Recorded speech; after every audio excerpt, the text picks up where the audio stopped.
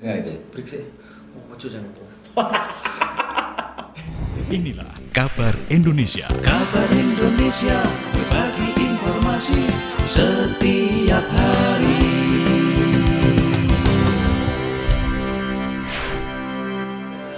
Radio Kata Kita seperti biasa pada segmen Rasanan, rangkuman siaran dan hasil liputan. Kalau biasanya ada beberapa tamu yang sudah kita hadirkan, seperti tamu khusus yaitu Iqbal Tarka Junior bersama Benny Brojo, tapi kali ini kita khusus datangkan dan juga kedatangan seorang cowok ganteng. Cowok kan? Cowok asli. Tulen. Dari lahir cowok. Dari lahir cowok. Belum pernah. Tapi kok cantik. belum pernah di remap. Kalau di makeover sudah sering ya? Sudah. Kalau remap belum apa. Pernah sekali stage 1 sih. Nah, ini Bang Anwar yang biasa kita sering pampang produknya di acara di acara Rasanan Hanamaru. Nah, beliau inilah sang formulator atau sang pencipta. Ini jangan dipegang-pegang biar Iya. Biasa ngeladik tangannya itu. Nah, biasanya Bang Benny atau Benny Brojo sering menyampaikan bahwa sekarang kita punya Hanamaru, pupuk paket Hanamaru dan juga pengendali hama dari Hanamaru, tentang keunggulan, khasiat, manfaat dari produk-produk ini sudah banyak dirasakan oleh seluruh petani di Nusantara. Nah, kali ini kita berkesempatan untuk ngobrol-ngobrol dengan sang formulator. Kalau saya ngomong sang pencipta nanti terlalu tinggi. Sang formulator saja, nanti saya dimarahin. Kabar bagaimana Bang Anwar? Alhamdulillah baik, Mas Baik. Bandi. Ya. Kemarin banyak yang tanya kok bisa sih Bang Anwar itu akhirnya menelurkan Hanamaru itu awal sekali, apa yang memotivasi itu? Oke, jadi ini sejarahnya agak panjang tapi saya Tapi singkat pendekkan aja. Jadi saya tenet lah lebih singkat. Ya. Jadi suatu ketika saya juga dulunya karyawan perusahaan, namun kemudian bosan jadi pegawai. Nah, saat saya bosan jadi pegawai itu memutuskan untuk belajar tani. Di awal belajar tani saya melihat kok petani begitu-begitu aja ya, hasilnya cuma begitu-begitu aja dan segitu-segitu saja. Dan malah banyak keluhan. Malah banyak keluhan. Nah, awalnya saya melihat padi itu terbaik pada saat itu tahun sekitar 2009 ya, 2008, 2009 sampai 2010 itu terbaik satu hektar hanya menghasilkan 6 ton, itu sudah luar biasa kata petani. Padahal dari hasil penelusuran saya atau mempelajari di beberapa negara, ternyata padi dalam 1 hektar itu bisa menghasilkan 12 sampai 14 ton dan itu real di lapangan dan mereka bisa, kenapa kita enggak?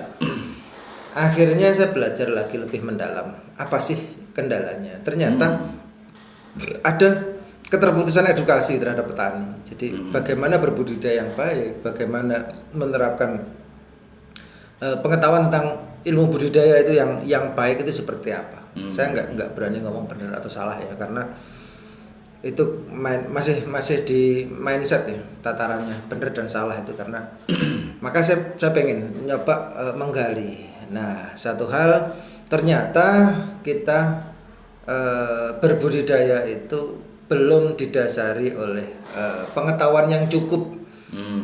Pengetahuan tentang hara tanah seperti apa, karakteristik tanah di tempat kita bercocok tanam itu seperti apa. Itu petani nggak paham dengan bahkan dengan apa yang dia kerjakan, karena yang mereka kerjakan ya mereka nyontoh dari bapaknya, dari kakeknya, turun temurun dan dari kebiasaan masyarakat sekitar, kebiasaan bercocok tanam. Nah, padahal setelah kita gali lebih mendalam secara secara ilmu pengetahuan bahwa tanaman itu ternyata juga sama dengan kita, makhluk hidup di semesta ini sama, yang dibutuhkan adalah mineral esensial. Jadi di situ ada karbohidrat, ada protein, ada vitamin dan lain sebagainya. Cuman serapannya berbeda, yang kita serap ke tubuh kita, yang diserap oleh hayawan atau hewan itu juga bentuknya berbeda, yang diserap oleh tanaman juga berbeda. Kita butuh nitrogen. Apa yang kita hisap setiap hari adalah nitrogen yang ada di udara. Tanaman juga butuh nitrogen, fosfat atau fosfat, kemudian kalium itu makro.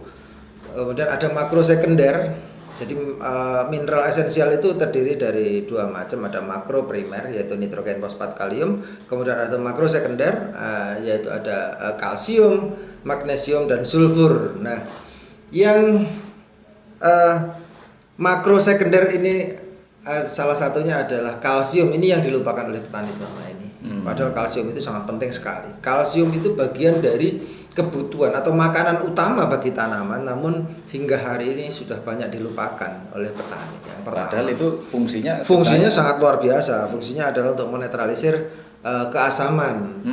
Karena tanah ketika dalam posisi asam akan sulit sekali menyerap menyerap nitrogen, fosfat, kalium di dalam tanah akan sulit sekali. Bahkan menangkap nitrogen yang dari udara juga akan kesulitan ketika tanahnya sangat asam. Nah, maka sangat butuh sekali yang namanya kalsium untuk menetralisir, karena kalsium sifatnya basa. Ketika kena asam, basa dan asam akan akhirnya jadi netral. Nah, selain menetralisir keasaman, kalsium juga berfungsi untuk membangun rongga udara dalam tanah sehingga proses sirkulasi udara dalam tanah juga maksimal, yang itu akan mempengaruhi proses fotosintesa tanaman. Proses fotosintesis juga sangat dominan dibantu oleh pertukaran oksigen di dalam tanah. Nah, maka sangat penting sekali, saya selalu mengingatkan kepada kawan-kawan sahabat-sahabat petani di seluruh Nusantara di acara-acara yang sering kita adakan ya, talk show terkait edukasi petani. Saya selalu menyampaikan kapur dan kapur. Pengapuran itu wajib, pengapuran itu sangat penting sekali, karena memang ketika tanah dalam kondisi asam itu berat sekali tanaman untuk menyerap hara yang efeknya kemudian tanaman menjadi kerdil. Itu kalau di tanaman padi. Di tanaman lain paling cabai maksimal setinggi 0,5 meter sampai 1 meter udah luar biasa bagus. Karena memang tanahnya sangat asam sehingga produktivitasnya juga akan sangat rendah. Bagaimana tanaman bisa menghasilkan produktivitas yang tinggi ketika serapan haranya sangat minim sekali, meskipun diberikan pupuk yang luar biasa bagus dan banyak, namun ketika tanahnya asam kemudian diaplikasikan dengan pupuk dalam dosis yang tinggi, maka yang terjadi adalah semakin asam tanahnya.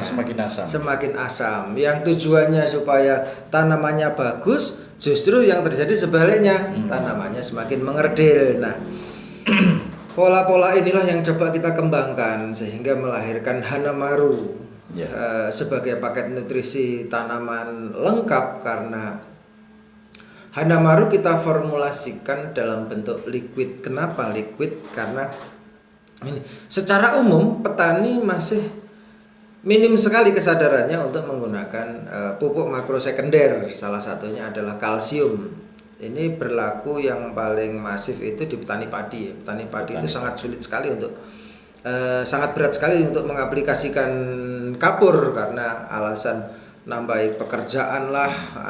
Itu penting. Padahal penting sekali.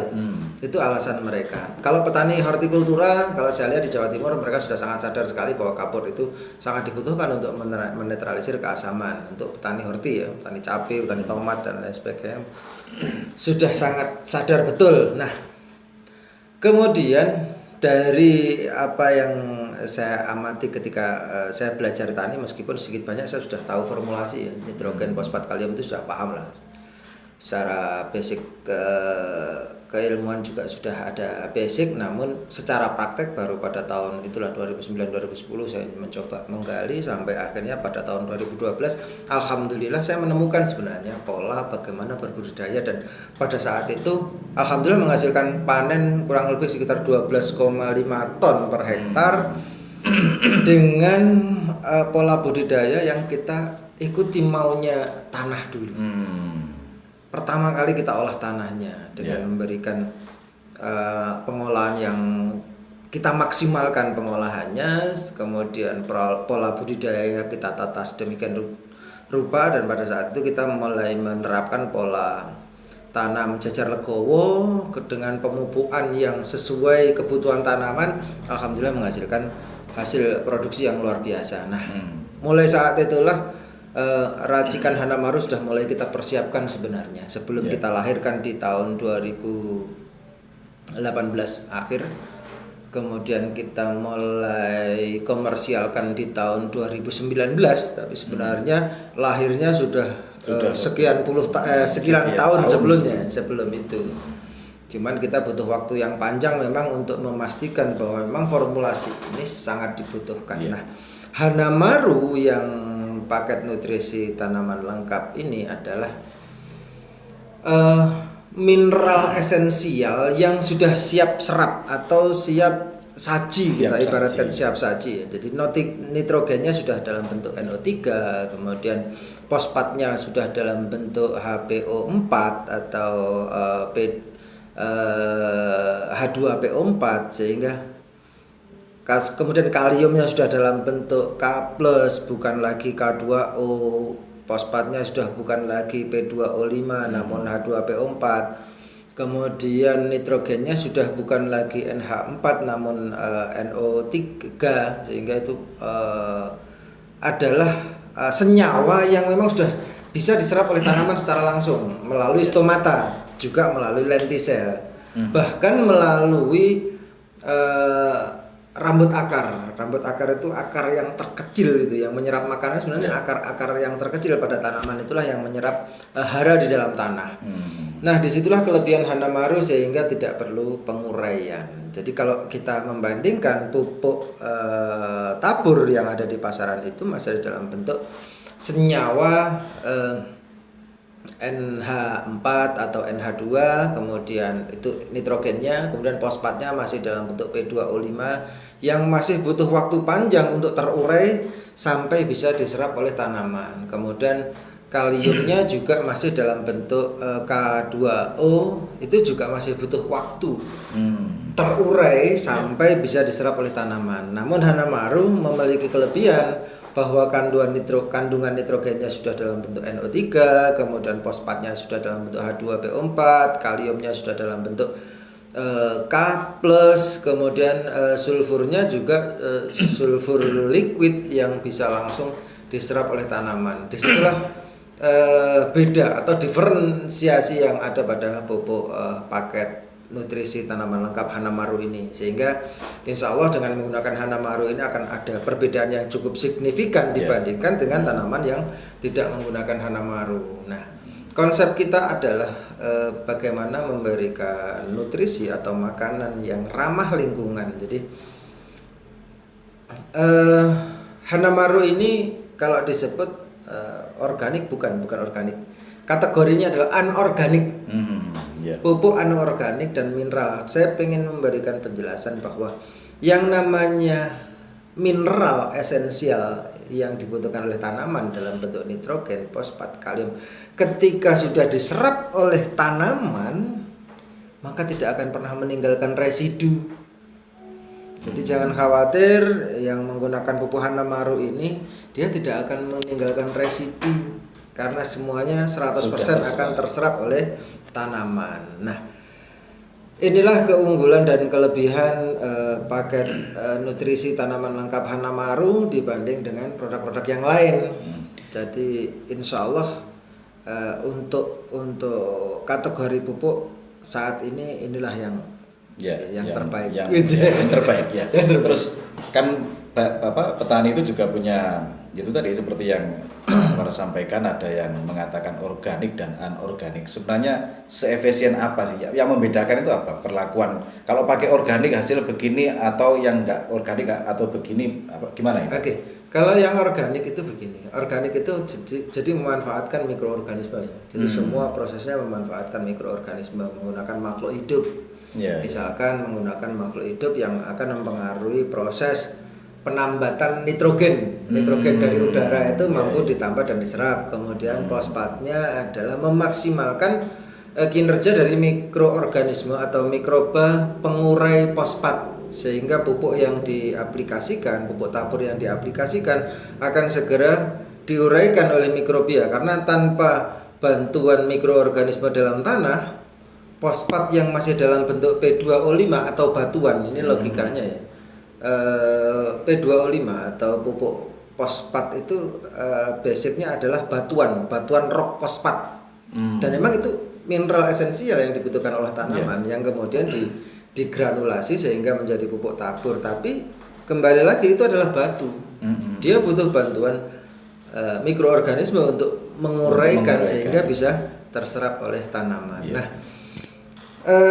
kalau kita sebut organik yang menggunakan makhluk hidup, itu yang kita maksimalkan adalah tanahnya, mengembalikan kesuburan tanahnya. Konsep dasarnya itu. Konsep dasarnya adalah menyuburkan tanah. Nah, kita juga punya konsep itu karena dalam paket pupuk Hanamaru di situ ada yang disebut soil improvement, jadi yang satu adalah soil improvement. Soil improvement ini bukan mikroba, tapi makanan enak bagi mikroba. Malah makanan sebenarnya. Makanannya. Jadi bagaimana kita memaksimalkan mikroorganisme yang sudah ada di dalam lahan itu, kinerjanya semakin maksimal karena memang disuplai makanan yang enak. Makanannya tercukupi. Akhirnya kerasan dan kemudian berkembang biak dengan pesat gitu lah. Sehingga pengayaan mikrobia tidak perlu nambah mikroba dari luar, tapi bagaimana mikroba yang ada di lahan tersebut kemudian berkembang biak secara maksimal sehingga dia juga bekerja maksimal tanpa harus beradaptasi. Karena mikroba juga makhluk hidup. Ketika kita datangkan mikroba dari luar untuk masuk ke lahan kita, apakah dia butuh penyesuaian, butuh namanya beradaptasi. Nah, kalau ini mikroba ternyata dulu dilahirkan di daerah dingin kemudian kita aplikasikan di daerah panas, ya dia kepanasan bisa jadi juga nggak bekerja maksimal. Dia butuh waktu untuk beradaptasi dan bekerja. Namun ketika kita maksimalkan mikroorganisme yang sudah ada di lahan kita dengan makanan yang enak, maka dia akan berkembang biak dengan sangat cepat.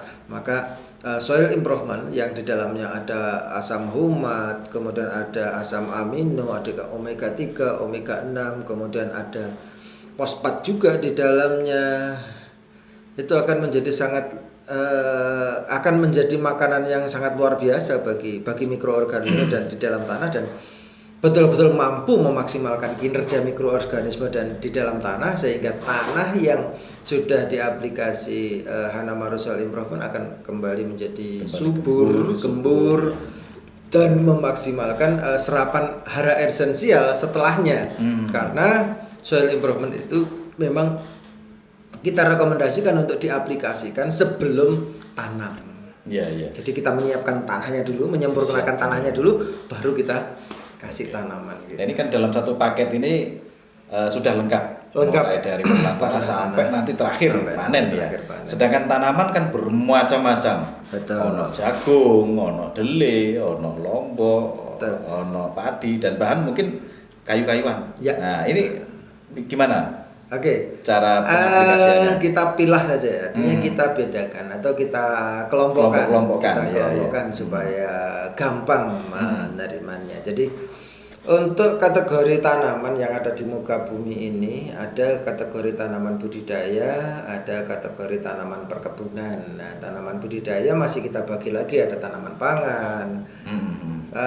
Tanaman pangan ini juga terdiri dari biji-bijian, kemudian terdiri dari kacang-kacangan, kemudian kategori tanaman semusim atau ini dari golongan sayur-sayuran, sayur-sayuran dalam bentuk buah-buahan, contoh terong-terongan, golongan terong-terongan. Golongan terong-terongan itu terong, kemudian tomat, cabai, itu kita anggap yang serupa dan sejenis itu. Tapi kan bukan terong-terongan yang laku. Bukan. Jelas ini terong-terongan, terong beneran gitu. Jadi yang menyerupai itu tanaman terong, tanaman cabai, tanaman tomat. Nah, itu kita kelompokkan menjadi satu kelompok. Kemudian golongan kacang-kacangan, ini kedelai, kacang hijau, kacang merah dan lain sebagainya. Kita kacang panjang termasuk di dalamnya. Itu kita kategorikan dalam kategori kacang-kacangan.